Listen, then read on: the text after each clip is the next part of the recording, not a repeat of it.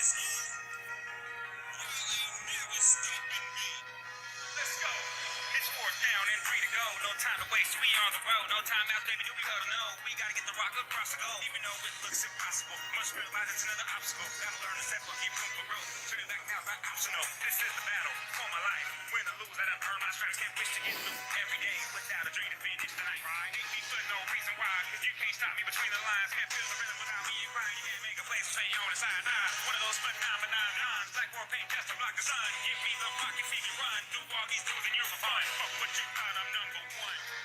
Yes, I'm clutch. Any weather, back to the mud, back ain't gon' say you're sending out hits to any taker. Breakaway speak, I'll see you later. Hate your touchdown maker, earn my paper. Ballin' is my number one major. Measure up better than all these fakers. Bury my foes like the Undertaker. Just to make the earn my paper. Ballin' is my number one major. Measure up better than all these fakers. Bury my foes like the Undertaker. Y'all can't hear what y'all cannot see. I can take it to the house, fun to 50. Can't find a defender that's gonna drop me. It's all skill and no Hail Mary. And it takes dedication and much energy. That's not myth, just got to be. Be true to yourself on that for DC. We don't take no shit from anybody. Just strap it up and let's get ready. Goal line is stacked and packed and heavy. Jump over like I'm ready. Celebrating the rest that knows the team.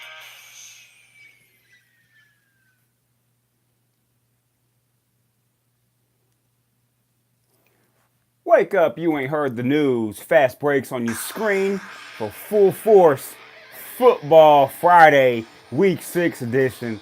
Man, so excited to be here with y'all. Thank you for joining me here on YouTube Live, doing the damn thing, because that's what we do. Gonna cover all things NFL like we do every Friday. Gonna get to last night's game between the Philadelphia Eagles and the New York Giants. Got many things to talk about there, especially Eli Manning. Is this the end for Eli Manning and the New York Giants? Or is it just Eli Manning? And then Odell Beckham, man, what is he doing? Saquon Barkley looked real nice. And the Eagles as a whole looked real nice. Getting back on track.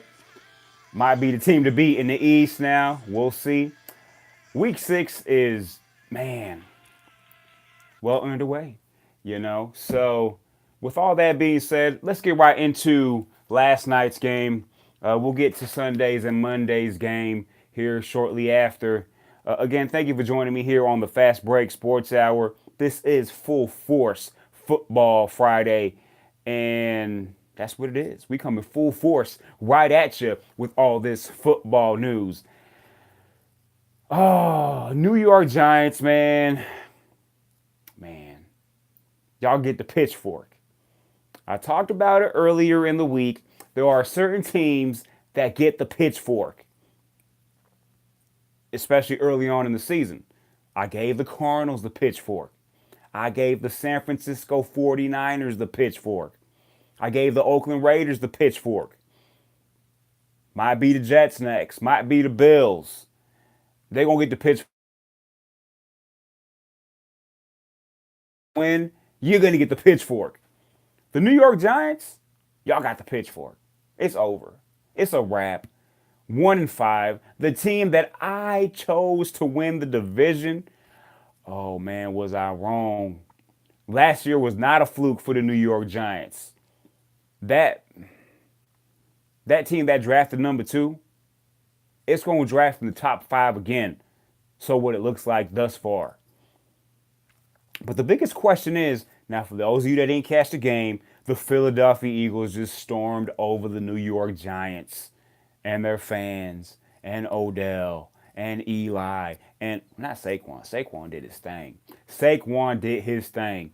But Philadelphia Eagles 34, the New York Giants 13, and it was like that from the get. There was never really a moment where the Giants were like, in the game, where they were in control. Not even early on. Mistake after mistake after mistake. 3 and out after 3 and out after 3 and out. All they could do was give the ball to Saquon. And that's all they had, and he was able to produce, man. We talk about over 100 yards on the ground, 99 yards in the air, and just beautiful runs after contact. He had that 50-yard touchdown run. And then he had a little short pass that he turned into a big gain, just breaking tackle and looking like he's in a maze, man. It looked like some of his players that were blocking were in his way. Saquon Barkley, that dude's a leader.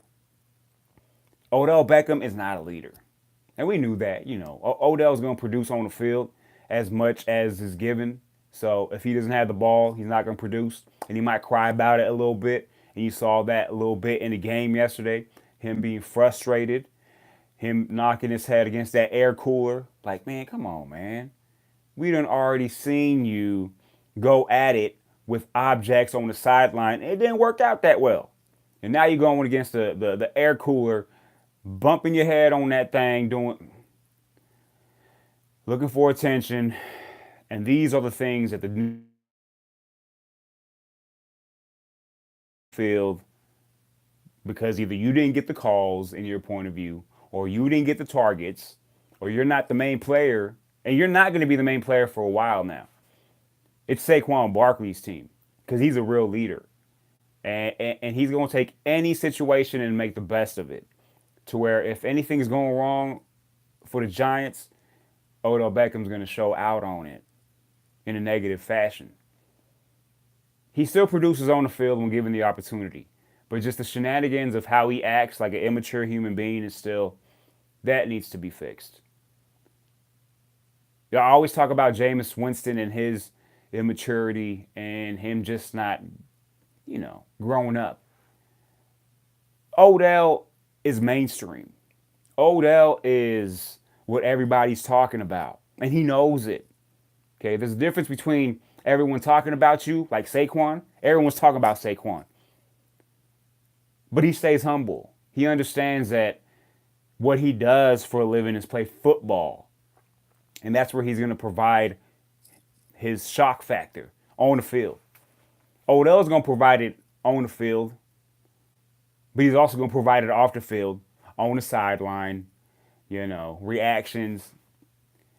And it's just a bad, all those ingredients added to a Eli Manning that many think is declining. Obviously, he's getting older. He's not the same Eli Manning. But for those of you that think that Eli Manning is the issue on this team, it is not.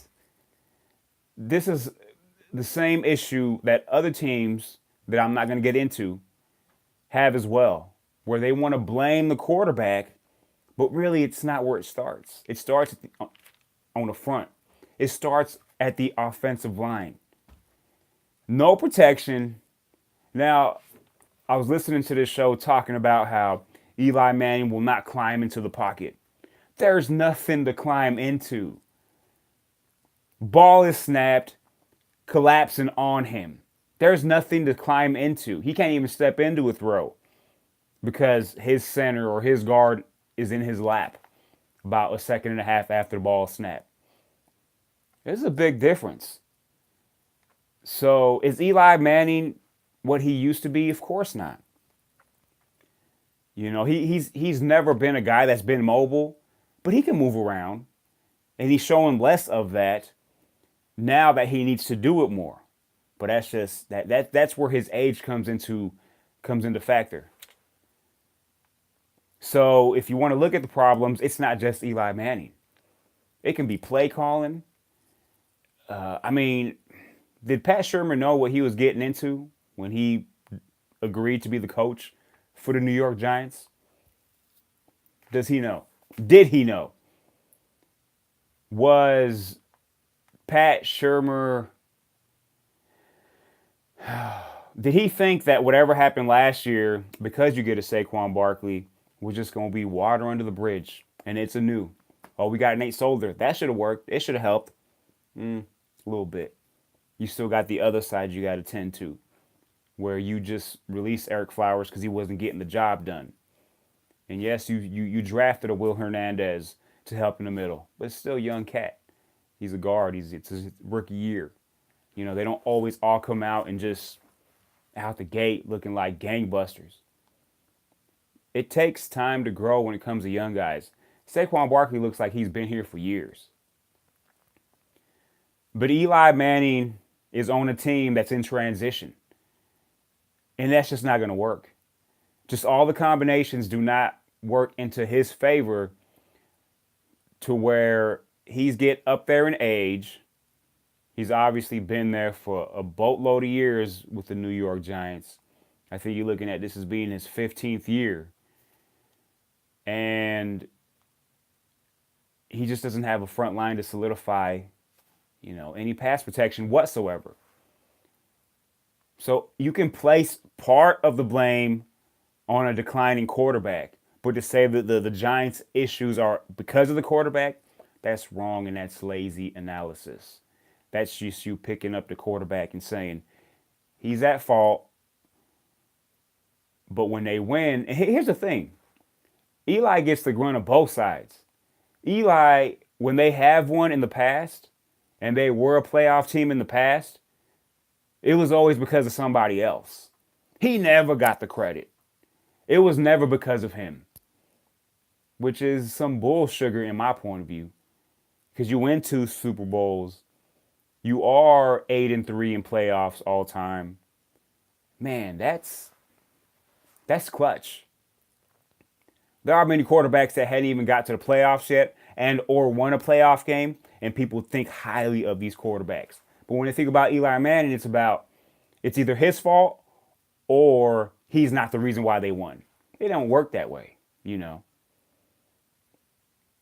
And a lot of it, especially early on, was because of Eli's mannerisms. Whatever, making him getting caught on camera making faces or this, that, and the other. And they want to say, well, he's not the smarter of the Mannings. Come on, that has nothing to do with it. But they wanted to make it part of it, like he's just not all there. Which is, come on, he's a quarterback. A very smart one at that. And right now, does he look disinterested? Oh, you damn right. If I knew that every time I hike the ball, I have about a second and a half to throw it to the running back in the flat or a screen pass or get sacked, I'm not going to be hyped for that.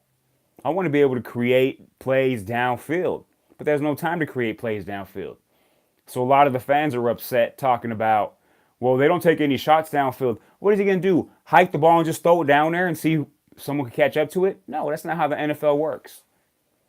And realistically, the NFL isn't a long bomb game. That's not what it is.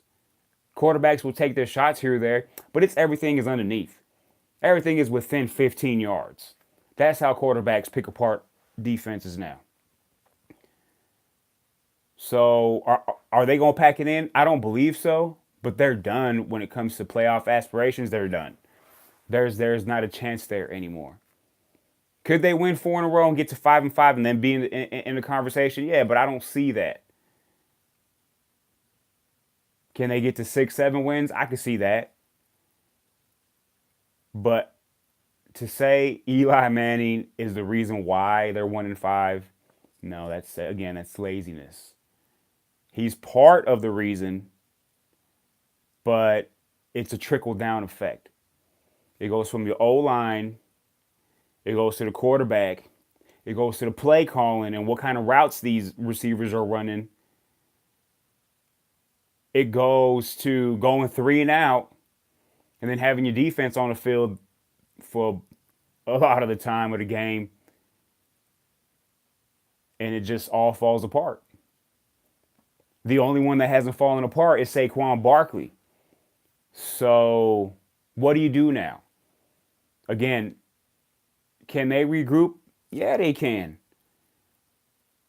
But, man, there's just something about Odell Beckham where I want to defend him sometimes like I did on yesterday's show.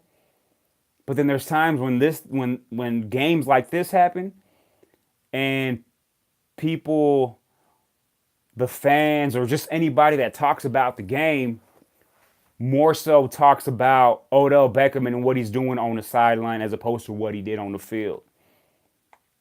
And that's just a fact. And there's nothing else we can talk about but besides what he's doing when he doesn't get a call or when he doesn't get a target go his way. Trade deadlines in 17 days. 18 days, 17, 18 days on the 30th, October 30th.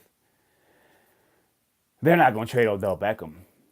They gave him that big old contract, so now it's like, man, did they make the right decision? And you saw a moment there where Saquon Barkley was consoling Odell Beckham. Shouldn't it be the other way around? Who's the rookie here? Who's the vet and who's the rookie? Saquon Barkley's the truth, man. I really hope this team does not mess up that guy. He has everything going for him.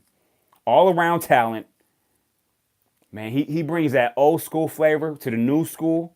And he's a leader of men. He's mature. Is it going to take him for Odell Beckham to not have these kind of shenanigans? Because that's pretty sad. Grow up, Odell. That's all I'm saying is grow up. You can have the limelight all you want, but just grow up a little bit. You're not a teenager anymore. Style is style. Just because you have a certain style doesn't mean you got to act that way. You can have young style and be grown up about it. On the field, when you get a chance, you produce. But don't need the shenanigans on the sidelines. Acting up. Going in early at halftime with 12 seconds left. Oh, it's because I need an IV and I need to make sure. I'm pretty sure a lot of those players on the team need an IV to get re-energized. So we're just going to let everyone go in except for the guys that are on the field? Come on, man. And stop with the excuses. Now, if it was me and I knew it was going this way, I'd go to Eli. I'd say, look, man, if I'm the GM for the New York Giants, because if you're the GM, you have to know exactly what's going on. All of us, we're just speculating. But if Eli has anything left in the tank and this team's 1-5, you would think they would have the respect to say, hey, man, do you want to finish your career somewhere else? And not have to end your career on a sour note like a 3-13 or 4-12 season. Hey, man, Peyton Manning had to do that. Now, it was because of different circumstances. It was because of injury, and he was pushed out, which was crazy. And Denver was like, oh, man, we'll take that. So that part has to be put into it. Does he want to finish his career in just one spot? Those days have kind of changed. It's rare. It might happen to Brady, But we're not talking about that right now. We're talking about Eli. And maybe you guys are saying, well, where can he finish his career? Or what team is willing to take on Eli that's a playoff team that has everything set except for the quarterback? I have a team for him. And this is a long shot, but this probably should have happened in the offseason. But Eli Manning to Jacksonville just makes too much sense. For me personally. That team does have protection. That team does have an incredible defense. And that team does have a below average quarterback that can put up yards because most of the time they're behind when they're losing. But he has a lot of turnovers, makes bad mistakes. And many of y'all are saying, well, that sounds like Eli. Eli's been there, done that. Eli just needs time. They thought all he needed was a run game. They got the run game now with the Giants. But that's not going to work. Now with Odell over there, I bet you the Giants would love to run a different type of offense where it wasn't just, let's make sure Odell gets his targets. Jacksonville doesn't have that issue. Most of y'all can't even name 2 or 3 receivers on the Jacksonville Jaguars. Let alone the tight end. To where the Giants say you can do that right off the bat. Jaguars just waiting for Leonard Fournette to get back. So they got a run game. TJ Yeldon hasn't been too bad in a fill-in role. But that makes a lot of sense. Because he'll have a little bit more time to throw the ball. And he's not going to be worrying about, well, does this guy need the targets? He's going to go where the ball needs to go. Without any influence from star receivers. But again, it probably makes too much sense for that to ever happen. That to me would be perfect. Especially for a team where there's reports that the owner might move the team to London. That'd be crazy. The Jaguars are in this window. With that defense, with that run game, but no quarterback. Tom Coughlin has things going on in that organization. And there's that connection. You know, Eli Manning could finish off 2 more years with Jacksonville, call it quits. Whatever happens, happens. But I tell you one thing, Jacksonville is not going to go 3-13 or 4-12 with Eli Manning, like the Giants look like they're heading towards. But the Giants have a lot of things they have to figure out. They have some pieces, but do some of the pieces fit on this team? Because they got some really nice pieces, but do they fit on this team? Now, the Philadelphia Eagles, they come out and said, you know what? We're the defending champions. People are forgetting who we are. People are disrespecting Carson Wentz's talents because of last year's injury. And I'll raise my hand. I wasn't disrespecting his talents, but I don't think that he's going to get back to what he was last year till later on in the season or next year. That's all I said. But last year, he showed flashes of old Carson Wentz. And that offense got rolling. Alshon Jeffrey, getting close to 100%, was rolling. Zach Ertz was rolling. Now, the run game without Jay Ajayi, it's going to be, man, it's going to be a merry-go-round. It's going to be, committee. You had Corey Clement do his thing. You had Wendell Smallwood in there for chunks. And then you're going to have Darren Sproles come into the fold here soon. And Corey Clement said, he's like, we don't need to go get a running back. I can carry the load. He did a pretty good job yesterday in the pass game and in the run game.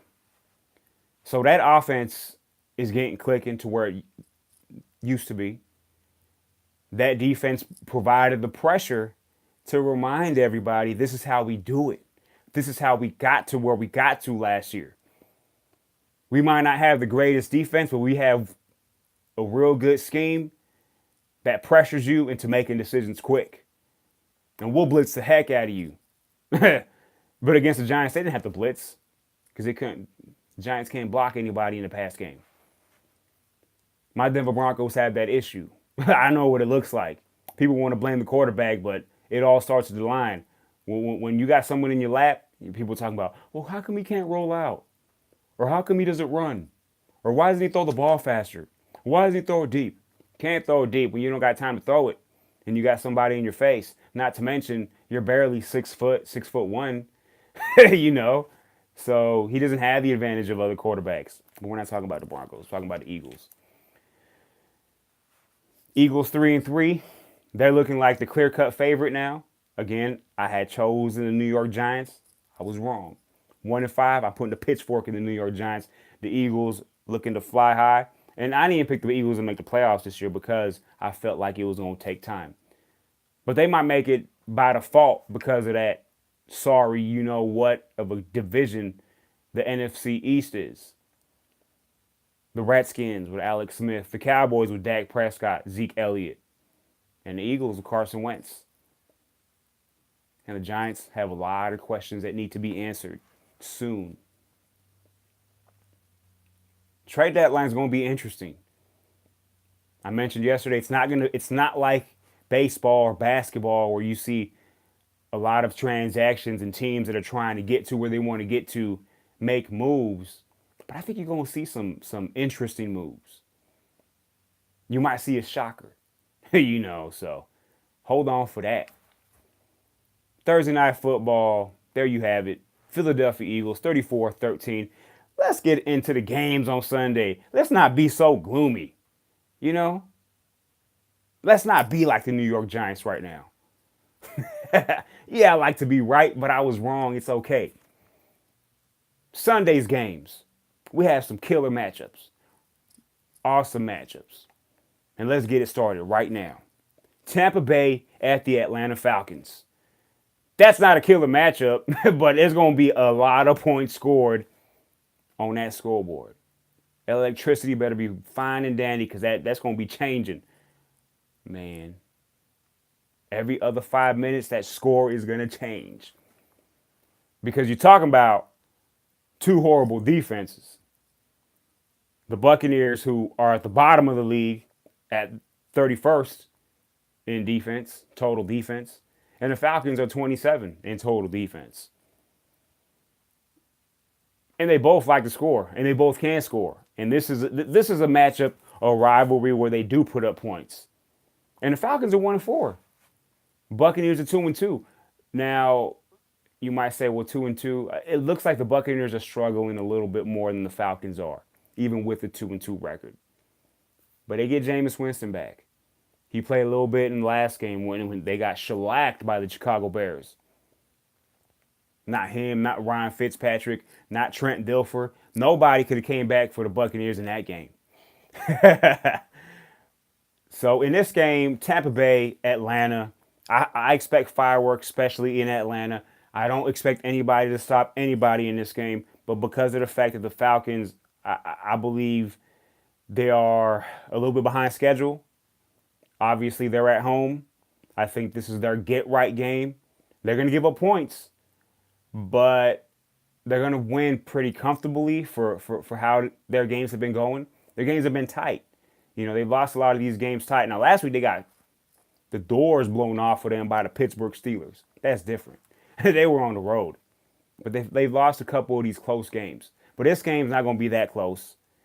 High scoring. I got the Atlanta Falcons 45. Tampa Bay Buccaneers 30. What does that mean? That if you have any of these players on your fantasy team, you better put all of them in. All of them. All of them. Even Trent Dilfer. He's going to get some points. You put Trent Dilfer in, he's going to get some points tonight. Or Sunday. And tonight. Because he's on NFL Live or whatever he does. He's going to score. Atlanta 45, Tampa Bay 30. A real good division game. Another division game, but a little bit better in the matchups. The Pittsburgh Steelers at the Cincinnati Bengals. 2-1 are the Pittsburgh Steelers. 4-1 are the Cincinnati Bengals. And the Bengals have been 4-1, but under the radar, kind of. You know, they have that stability when you look at their talent on offense and defense. They're actually a very talented team, but they've always played below their means when it comes to talent. But they've been actually playing pretty good. Do I trust them to continue to 4-1 into 5-1 and 6-1, 6-2? I don't know. It's one of those things where give me a couple more weeks, and then I can figure some of these teams out. But the majority of these teams, I figured out the Giants yesterday. Figured them out. Pitchfork. Philadelphia Eagles, hey, man, by default. Cincinnati Bengals at home. This is going to be another game where there's going to be points on the scoreboard. Not as much as Atlanta and Tampa Bay, but you still got some. The Bengals are a below average defense at 22, and the Steelers are a bad defense at 26. So you're going to see points on the board. Plus, you got offensive talent galore. Joe Mixon, A.J. Green, Boyd, and Dalton. And then you got Pittsburgh with Juju, Antonio. Still don't got Le'Veon. That's coming down the pike real soon. That's going to be interesting to see what happens there. And Big Ben. Connor, obviously. James Conner. Not John Connor. Not the Terminator. Was it? I don't know who the hell John Connor is, but it's part of the Terminator or something. But this game is going to be another high-scoring game. Not as much as Atlanta and Tampa Bay, like I mentioned. But I like Pittsburgh to go on the road and shock some folks. Again, it's a rivalry game. And Vontaze Burfict, man, he's coming back for this game.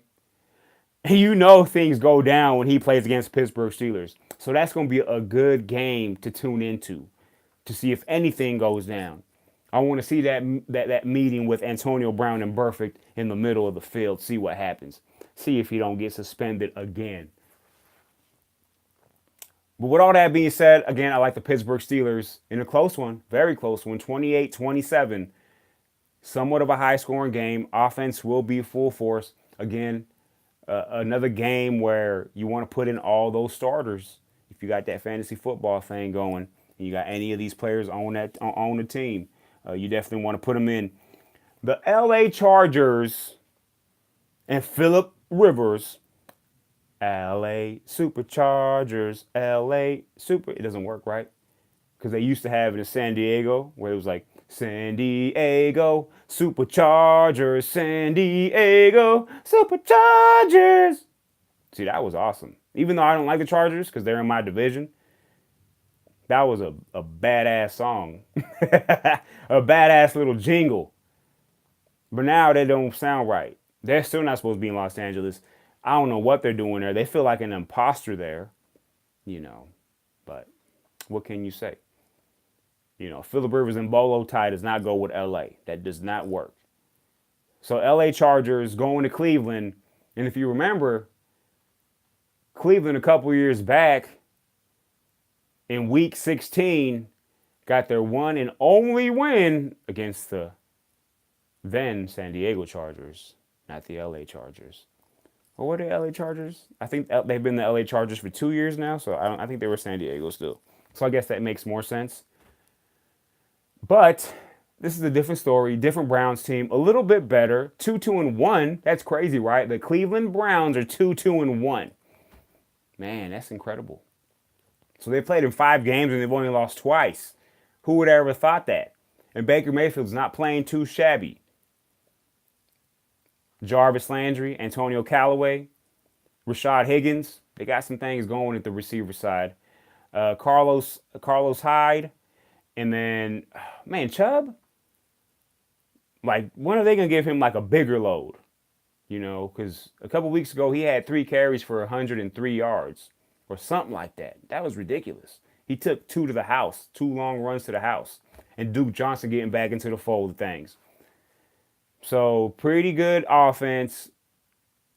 Underrated defense. I like their defense. And they showed it last week in that overtime win against the Baltimore Ravens. 12-9 over Baltimore. This is going to be another close game in Cleveland. I think the experience that the Los Angeles Chargers have, not just on offense, but also on the defensive side, I think you just put all that together. And the Chargers were in previous years, they would struggle early, which they did the first 2 weeks, and they lost the first 2 weeks. But they're getting it going now. They're 3-2. So it's going to be a close game. I'm going to give the advantage to the quarterback that's been there before. And Baker Mayfield's going to play decent, but it's going to be tough pickings for him against that LA Chargers defense. And Darwin James has been playing ridiculous. He might be the front runner right now for Defensive Rookie of the Year. Him, man, I wish I could say that for Bradley Chubb. That's not happening. The number 5 overall pick. So with that, I got the LA Chargers in a close game. I got them by a touchdown. 20-13. It's not going to be that high scoring, you know. But I like the Chargers by a touchdown. Vegas views that as a comfortable win. 7 points is a comfortable win. And you know, can the Chargers pull this one out? You damn well they can. These aren't the old Chargers. And even the old Chargers beat the Chargers of Phillip Rivers. The old Browns, I meant to say, yeah. Y'all figure all that out. But I got the Chargers, 20-13. Seattle at Oakland, but it's not really at Oakland. It's in London. You know, I've been hearing a lot of people saying, well, Oakland's at home. They have a real shot. Unless they done moved already to London and I didn't know about it, that's not their home. They're just considered the home team. And they got a very horrible defense. And Seattle, they're a very average team right now. They almost got one against the Los Angeles Rams on Sunday. They were up for most of that game. The Rams were on their heels, and they were playing catch-up the whole game. But they finished off. That's what good teams do. They figure out a way to win and finish you off. They came back, held on to the ball, finished them off. I got something going on in my eye. Sorry about that. And thank you for joining me on the Fast Break Sports Hour. This is where usually like someone will have like a sponsor. You know, this show's not sponsored by anybody but my heart. The Fast Break Sports Hour YouTube Live. Thank you for joining me. Talking about Seattle at Oakland in London. 11 a.m. game, Mountain Time, 10 a.m. Pacific. So they're not, it's next week, week 7, you're going to have, week 7 or week 8, you're going to have that 6:30 a.m. start with Tennessee and the Chargers. But this time it's 11 a.m. It's probably a prime time game in London.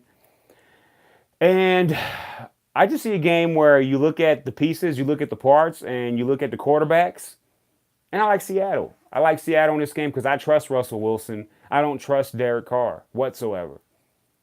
I haven't trusted him in the last 2 years. I definitely don't trust his weapons when you talk about Amari Cooper. you know, it's just, what Amari Cooper are you going to get? He has 200-yard games this year, and then he has 2 games with 1 reception and a third game with 2 receptions. I can't figure that out. And last year was worse. He had like 1 breakout game, and the rest of the games are like the other 3 that he's had that are very bad. 1 or 2 receptions. I don't get it. I don't know where the connection is disconnected. Because that dude was looking very promising a couple years ago. Derek Carr was looking promising a couple years ago. What a difference a couple years can make for both of these guys. I just trust Seattle Seahawks. And I trust Pete Carroll a little bit more than I do John Gruden. And the Raiders are 1-4. And their only win is against Cleveland Browns, which again, they're not that bad. But they barely beat the Browns at home. And they had to come back to do so. It was like 45-42 in overtime. So the Raiders could easily be 0-5. But they're 1-4. They are what they are. Game's going to be in London. I like the Seahawks. It's going to be closer than what I'm talking about here. But the Seahawks will prevail. 27-20. Raiders will put up some points, but just not enough. Russell Wilson's, he's clutch. Doug Baldwin getting a little bit better each week. The surprising Chicago Bears and their number 1 defense, thanks to Khalil Mack, thanks to John Gruden, speaking of the Raiders, go to Florida and visit the Miami Dolphins, who the Dolphins were looking like gangbusters the first 3 weeks, going 3-0, and I actually put them in my top 10. And then they met up with the Patriots, and Patriots were like, hey, you remember me? Remember that one time? Yeah. Paybacks. They demolished the Dolphins. And then last week, started off real good against Cincinnati, took a 17-0 lead, and lost 27-17. So there's that. The Dolphins are 3-2. What Miami Dolphins team are we going to get? We know the Bears are going to bring their defense, but then what Mitchell Trubisky are we going to get? Are we going to get Mitchell Mahomes Trubisky? Or are we going to get Mitchell throw up the Trubisky? So, yeah, I just made that up right now. They just, boom. Hey, I used to rap, so it just has to come like that. That's just what happens. I mean, I still kind of rap, but I just don't. That don't matter. This is Fast Break for the Fast Break Sports Hour.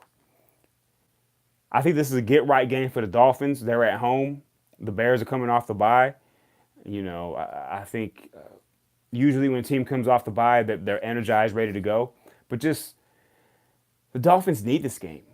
They have to find a way to win this game, because if they lose this game, you're looking at a team that started off 3-0 that would now have lost 3 in a row, and things are looking bleak because their offense is struggling this year.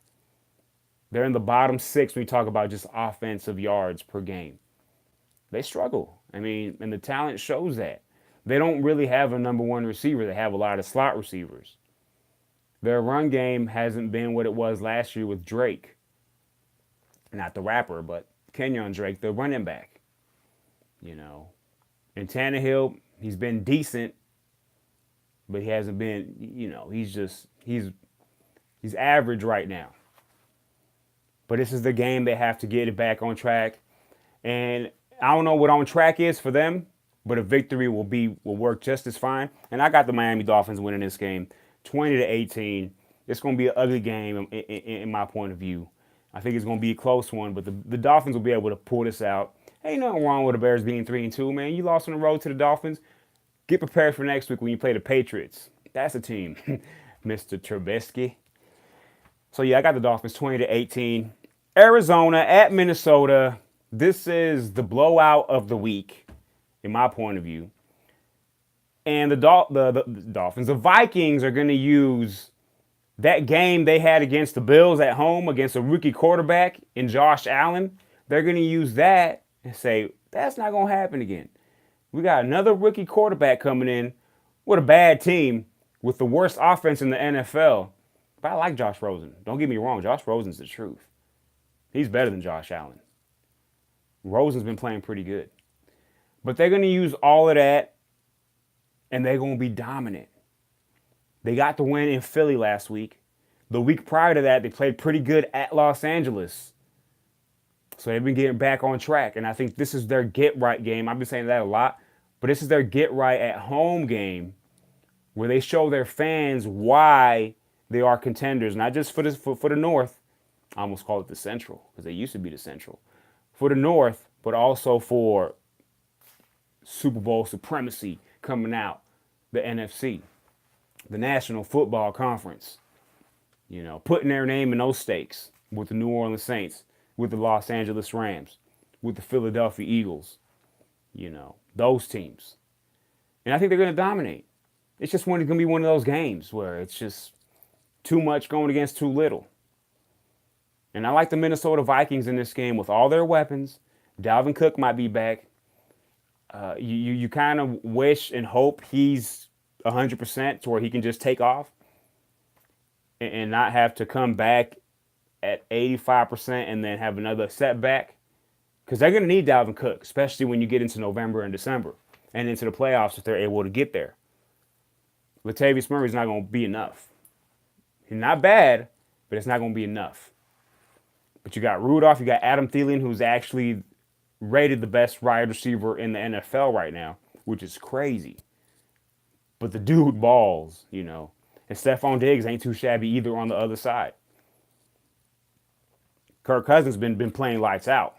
He's earning his pay, most definitely. And that defense still hasn't had that game, that signature game that the Minnesota Vikings. Why do I keep bringing up Dolphins? Man? Come on, man, get your head right. Minnesota Vikings defense needs that signature that game, and I think it happens here. And it's just everything just rolling into a perfect storm. And for the Cardinals, man, what can you say? They're still looking for receivers. Now, Christian Kirk looked pretty good last week on that deep throw. Fitzgerald still hasn't got to where he wants to get to. David Johnson does have a few touchdowns, but still isn't getting the ground game going, or even in the pass game as much as he used to, or as much as he would like, or as much as his talents can provide. All that being said, it's going to be easy victory. I got the Minnesota Vikings in this one, 31-9. Never a doubt. This is the blowout of the week, 31-9. It could get worse than that. Just giving you the real. But that's what I see for the Minnesota Vikings and get momentum going on the right side and not losing to another rookie quarterback at home. Indianapolis at the Jets. Somewhat of a snoozer when you look at just their records. You have 1-4 going against 2-3. You have a team in the Indianapolis Colts who have been without their main guys, without Jack Doyle, without T.Y. Hilton. Hilton is going to be he's probably not going to be in this game either. You will find out closer to game time. Jack Doyle, obviously, he's not in right now. He's on injured reserve. And then in the run game, I mean, it's not even running back by committee for the Colts because I don't think any one of those running backs, whether it's Marlon Mack, whether it's Turbin, whether it's Hines, whether it's Wilkins, I think at best, all those guys are number 2 running backs. So basically, you have a lot of number 2s, maybe a number 3 in there. So the run game's not looking too well. Actually, they provide more in the pass game, and they're going to have to without T.Y. Hilton and without Jack Doyle. But Andrew Luck's been looking pretty good each week. And that's considering, again, those weapons that he doesn't have on the outside right now. So I like Andrew Luck's pace and where he's going. It's just a team that has a lot of questions. Now, Eric Ebron's been the truth for that team, tight end wise. Matthew Stafford is like, how come we don't have that guy anymore? Or how come he didn't play like that when he was with me? Maybe it's a Matthew Stafford problem. Maybe it's not Eric Ebron. Maybe it was a Detroit Lion thing. You know what I'm saying? So Andrew Luck's been doing his thing. He's getting better every week. And I like where he's going. I want that team. I want the Colts because Andrew Luck deserves it to look into the mirror, going into the offseason because I'm about to put a pitchfork in them. They don't got it yet, but they're about to get it. They're one of those teams like the Falcons. They're about to get it. And they might get it before the Falcons. You loser of this game is going to get the pitchfork. Jets and Colts, one of you are going to get the pitchfork. Pitchforks, man, I'm handing them out like hotcakes, baby. That's what we do here on the Fast Break Sports Hour. on Full Force Football Friday. Andrew Luck's been looking good. He's going to continue that. Off season, let's get some players around him. Don't waste that talent.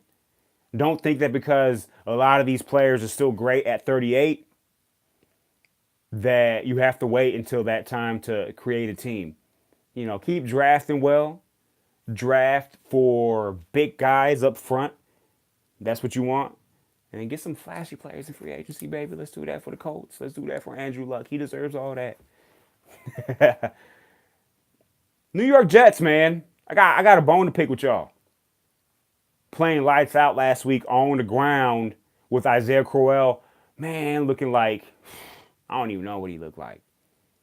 Because he would get the ball, and he runs like a beast. Like, he runs like a madman. But he didn't even have to do that. He's like, oh, no one's on the outside? Okay, I'll run out there. And then he just fell into the end zone from 70 yards out. And there was multiple times where he was doing that for 15, 20 yards a pop. He had 225 yards and averaged 14 yards a carry. And then Bilal Powell had 99 yards. That's ridiculous. They had 323 yards rushing. They almost doubled up Sam Darnold's passing yards.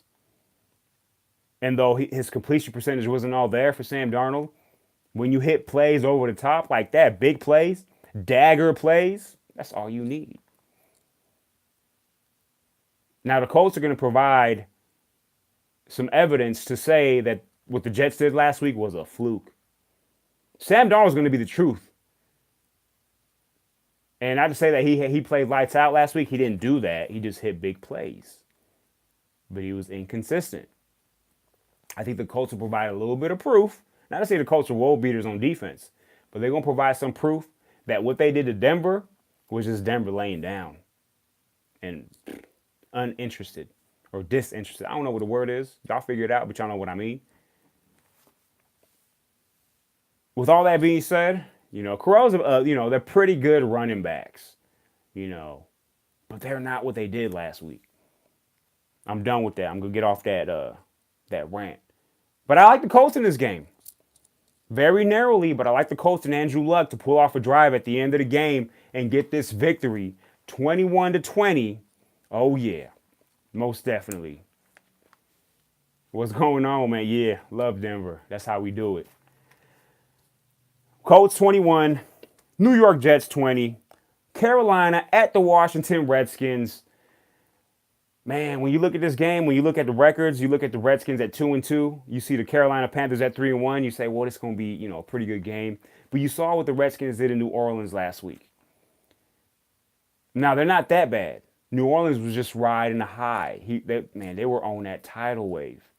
They're like, we're going to get Drew Brees the record, and we're going to blow the doors off the Washington Redskins. You know what I'm saying?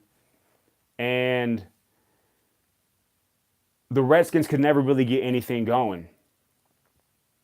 Now, the Panthers, they have a pretty decent defense as well. And they might be getting Greg Olsen back. They already got Christian McCaffrey. They got Cam Newton back there, who really isn't lighting it up in the pass game, but he is in the run game. And he's creating those lanes for Christian McCaffrey to run through and create lanes for himself. You get DJ Moore, he's getting a little bit more acclimated with the offense, getting some more time. Curtis Samuel came back last week, showed flashes as to why he's a pretty good slot receiver. You still got Devin Funchess. And then for the Redskins, Paul Richardson looking banged up. Josh Stockton looking banged up. So you have Crowder. Adrian Peterson got banged up in that game. Now he says he's going to be fine, but it is what it is. And I hate that saying. I just said it again. I'm not supposed to say it no more, but I did. Damn. One of these shows, I'm not going to say that.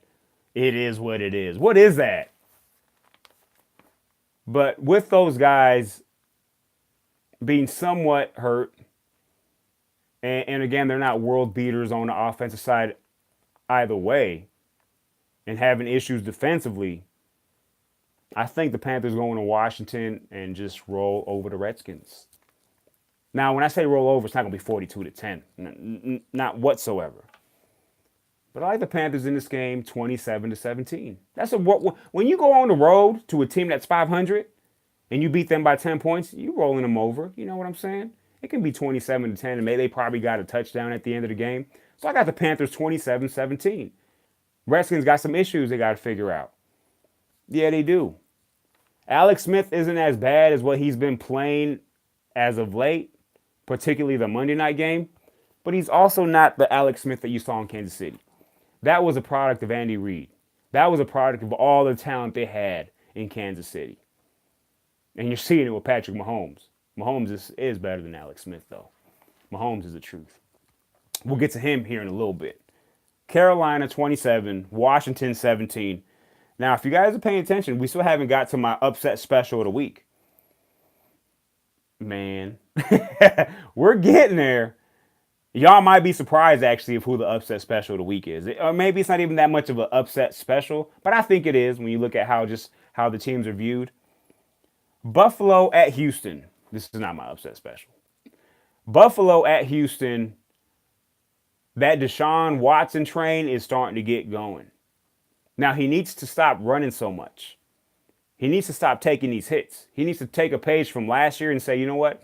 Whatever I did last year, let me dial it down a little bit. Let me not always run out the pocket.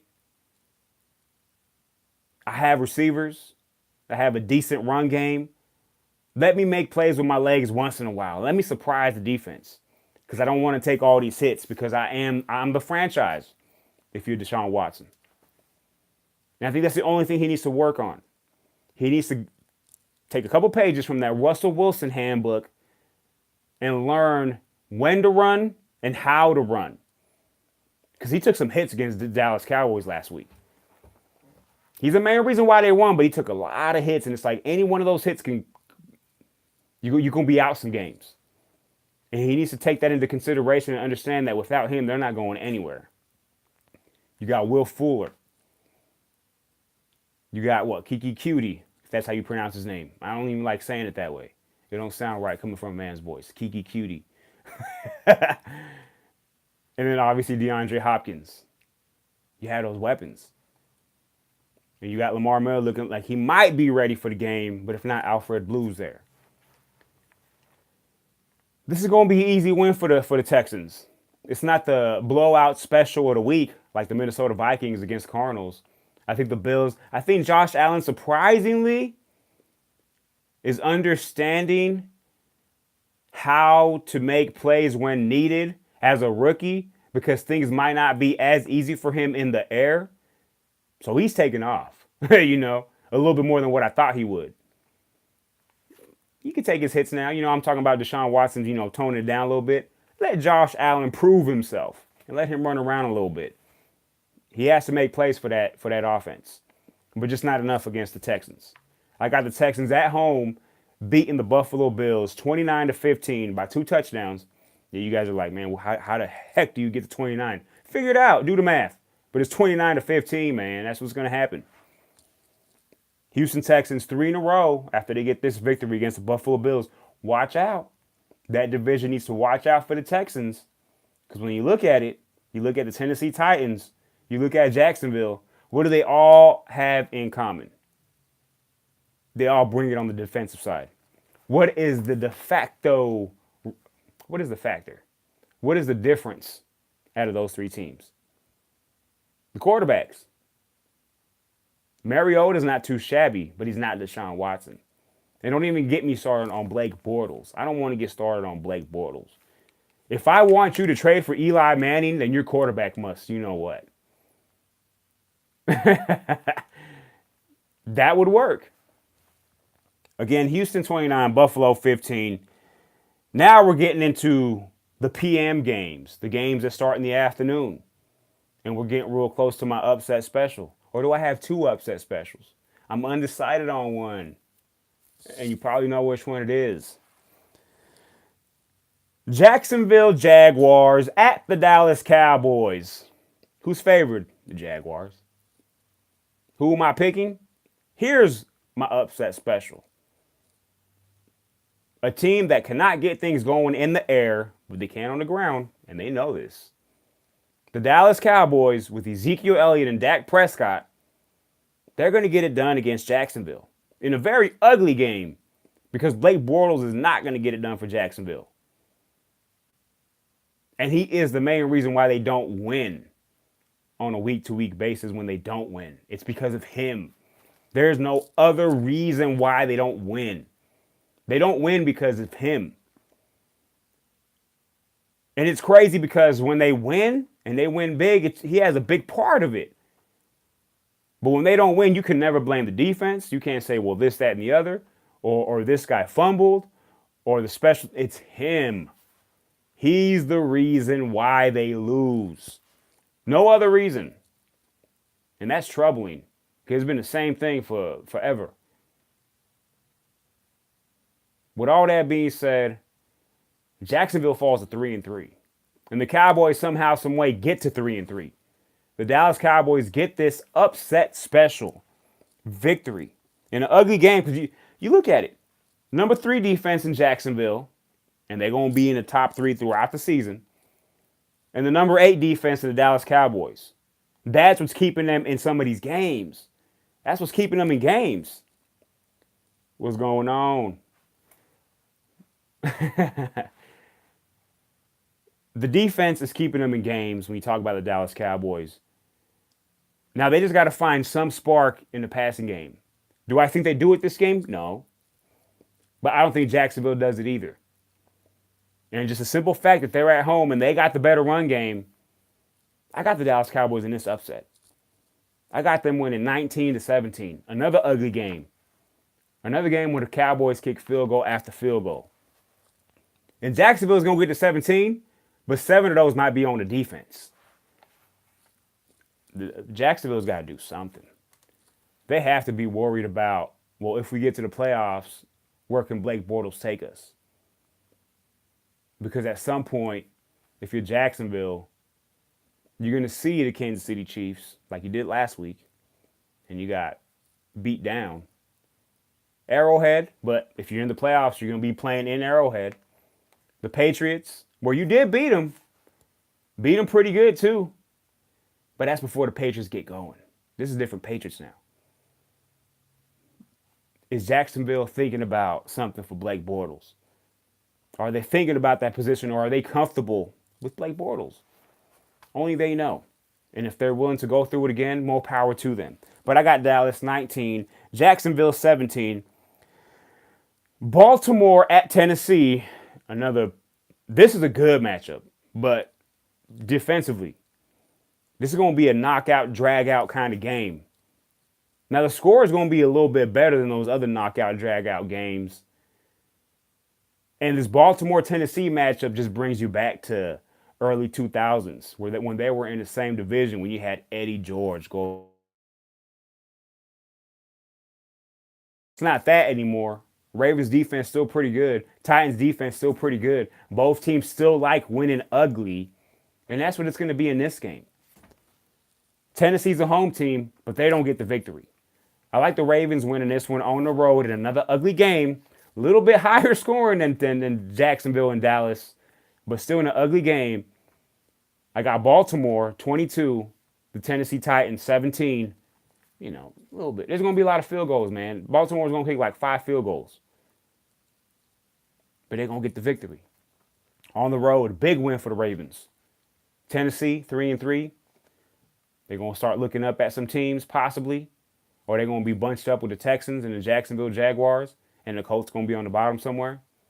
If the Colts can win at the Jets, like earlier stated, or earlier predicted, Colts might be looking at one game out of first place, which is crazy to think.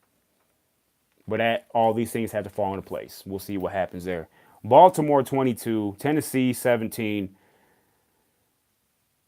Los Angeles Rams at frigid Mile High, where the temperature at game time is going to be 25 degrees and snowing. It's not going to be sunny California. Man, they're not going to be in L.A. They're not going to be in the Rose Bowl. They're not going to be playing there. They're not going to be doing none of that. They're not going.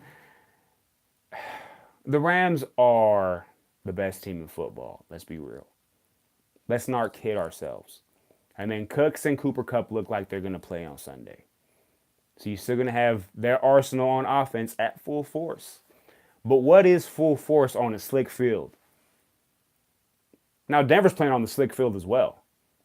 Now, you might say, well, they might be used to it, but this is still their first game on a slick field. It rained a little bit earlier in the season against the Baltimore Ravens, but this is frigid. This game's going to be closer than what people think. I wanted to make it my other upset special, but I want the Broncos to surprise me. I don't want to say they're going to upset the Rams and end up being upset because they didn't. So I'm gonna do reverse psychology on just the earth, on the football gods. Hey, football gods, I don't think the Broncos are going to get it done. I think it's going to be a close game, but I think the Rams are just a better team. Well, I don't think, I know they're a better team. Case Keenum struggling, hasn't made his money yet. 5 touchdowns, 7 picks. Throwing, he's averaging 273 in the air, which is whatever. It is what it is. I just said it again. That's twice. I'm going to slap myself for doing that. Will the Denver Broncos force their will in the run game with Freeman averaging over 5 yards, with Lindsey averaging close to 6 yards, and the run game as a whole is number 2 in the NFL, and the run game average is number 1 in the NFL, which means they're not stopping the run, but they're stopping themselves from running the ball. Who does that? I don't get it. If I'm good at something and I'm defeating you because I'm good at that, I'm not going to say, I'm getting kind of bored of beating you. Let me try something different. And then get beat down because I tried something different. Use some rollouts, play action fake, and things will change. Now, how effective will that be in this snow game? Who knows? But more the reason to say we're going to run the ball and turn this into an ugly game. And the Rams might be like, okay, well, we got Todd Gurley. We're going to run the ball, make this into an ugly game. May the better running back win. I'm with that. I can deal with that. What you don't want, if you're a Bronco fan or just the Broncos in general, is the Rams to get the ball first, go down and score 7 points because of a big play, and then you feel that because you're down 7-0 in the snow that you got to throw the ball. No. Run the ball. Kill the clock. Less time for the Rams to be on the field.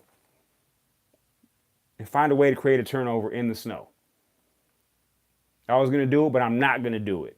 Because I'm going to let the football gods do it for themselves. I got the Rams winning this game. Yes. I got the Rams winning this game. 27-21. Some way, somehow. They pulled it off. I didn't expect the Rams to do it, but they did. 27-21. It's just going to be crazy to see this game in the snow. It's going to be I would say the first official snow game of the NFL season. And it's supposed to be real snow. Not like this where they say it's snowing, but then the grass is all green and, you see it's supposed to be snowing. 25 degrees at game time. Well, we'll see what that is. Mother Nature is the one that runs this, so she might change her mind and it might be 65 and sunny. And then we're in a heap of trouble. But I believe the Broncos will come out with a sense of urgency. This is it for them. This is do or die. And they're at home. And the Rams are undefeated. Maybe they're feeling themselves a little bit. If you want to look at the positive side for the Broncos. They just had a tough win in Seattle. It's going to be the second road game in a row. They probably just want to get home and say, you know what? Whatever happens, happens. The loss isn't going to hurt us. Let's hope for that. But again, I got the Rams 27, Broncos 21. Sunday Night Football, the Kansas City Chiefs at the New England Patriots. So the Rams remain undefeated. Do the Chiefs remain undefeated after this game? Patriots had 10 days to prepare for the Chiefs. You talking about Bill Belichick right after they beat the Colts? He was like, man, I got all this time to prepare for Patrick Mahomes. He prepared so much for Patrick Mahomes that he was confident to say, Patrick Mahomes is a beast. Patrick Mahomes can make all the plays. He could do it all. He can make every throw. It's incredible. So he's probably understanding what it takes to beat him because he's giving them all this, man. He's basically calling him God. So with all that time to prepare, Gillette Stadium, New England, primetime football. It's going to be a hell of a matchup. But I got the New England Patriots in this game. 33, Kansas City 28. It's going to be a good one. But the Patriots will stop that undefeated record for the Kansas City Chiefs and continue their ways and try to climb atop the AFC once again. Same old story. But it's going to be a good one to watch. Tune in for that. Check it out. There's a lot of noise going on downstairs, and I don't know what the heck it is. You know what I'm saying? But I'm not going to leave the show. I don't know if a dog's crying or what. I really want to go down there, but I'm not going to. Show's almost done, though. Or what? Is the TV on? What the heck is going on? No one's supposed to be here. It's all right, though. Fast break, sports hour. We ain't stopping for nobody. There could be a damn earthquake, tsunami. I'm still going to be here doing the show. Monday Night Football. The 49ers at the Green Bay Packers. I'm kind of iffy now. This is going to be another blowout. Not the blowout special the Vikings did because that's just, man, I don't know. Oh, all right, well, he's here. I'm like, what the heck's going on downstairs? What the hell's going on? I'm like, oh, I'm going to need to go down there and figure things out. Good. All right. Monday Night Football, the Green Bay Packers and Aaron Rodgers. Question still on the wide receivers, who's all going to be there. Going against the 49ers, who have a backup quarterback, who have backup receivers, who might have a backup running back and Alfred Morris starting. Yeah, he's a backup. Their best player is a tight end. And their defense is horrible enough to let the Cardinals score 28 points on them last week at home. So if Josh Rosen and the Arizona Cardinals, who are the worst, they get a big 0. The worst offense in the NFL, and they put up 28 on you, what do you think Aaron Rodgers is going to do at Lambeau with that crowd? Not to mention he is arguably the best quarterback in football.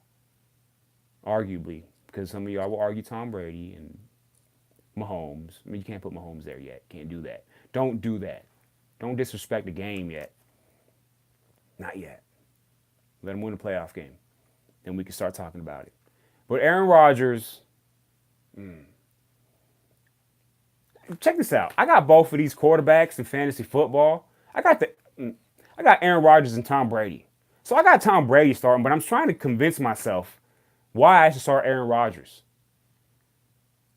Man, I need the Chiefs to score some points so that Tom Brady can keep throwing touchdowns. But then I just think about Aaron Rodgers against the 49ers and what Josh Rosen did to them. Oh, man. Packers got this game easy. 37-16, 21-point win. He might throw 4 touchdowns. He might not. But this is just going to be, it's going to be another bad Monday Night Football game 2 weeks in a row. 2 blowouts in a row after you had that phenomenal, fantastic game in Mile High 2 weeks ago where the Chiefs came back to beat the Denver Broncos 27-23.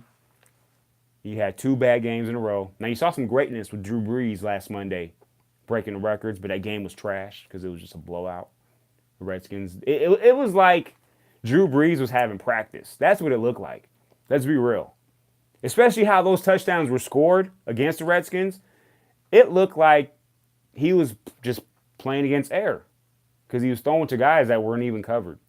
Let's just be real with it. Guys that weren't even touched. No one was in the vicinity. Like when you're watching football and you see the ball and then it leaves your screen, then it lands in the guy's hands. Nobody's there. How does that happen? It happened twice. So we're going to have another blowout. Aaron Rodgers, Green Bay Packers, get it done. 37-13. But I'm going to stick to my guns. I'm going to keep Tom Brady in. Just can't do it. I should do it, but I'm not going to do it. Tom Brady against the Chiefs. This is what's going to happen, watch, for New England Patriots. For those of you that are into fantasy football, this is what's going to happen. And I don't even know why I'm putting it out there. The Patriots are going to win, and Tom Brady might throw for 300 yards. But for some odd reason, though they're going to score 4 touchdowns, I feel like 3 of them are going to be on the ground. I have a feeling, man. Let's hope that doesn't happen. But hopefully I don't even need that. But we'll talk about that. We're not even going to talk about that. But that's what I have for y'all for Full Force Football Friday. Hope you guys had a wonderful time watching the show, listening to the show. Hope it was entertaining. I'm not God. I don't know what's going to happen. These are just my predictions. I like having fun with it. Let's go Broncos. That's my team. But I'm going to keep it real. Hey, I'd rather pick them to lose and then them win as opposed to the other way. Because if they lose, then I'm right. And if they win, I'm wrong, but I'm ecstatic. So I know how to hedge my bets. I know how to do that, man. With all that being said, thank you guys for joining me. I'll be back. Man, when am I going to be back? Monday to cover everything that happened on Sunday. Hopefully. Should be here. And then definitely the day after on Tuesday is my NBA special. Where it's just NBA because the season will start the day after for the 2018-2019 NBA season. But keep it locked. Like, comment, subscribe. The Fast Break Sports Hour channel, man. Just have fun with it. This is what we do. We love sports. We like to make things a little fun. Don't take yourself too seriously. Be who you want to be. Do what you want to do. Have a great weekend. Have fun, but be safe. Let your hair down a little bit. Do what you got to do. You done worked hard all week. Now it's time to eat all weekend. Whatever that means to you. Catch them games on Sunday. Fast Break Sports Hour. Thank you guys for watching me. Peace out. I'm out of here.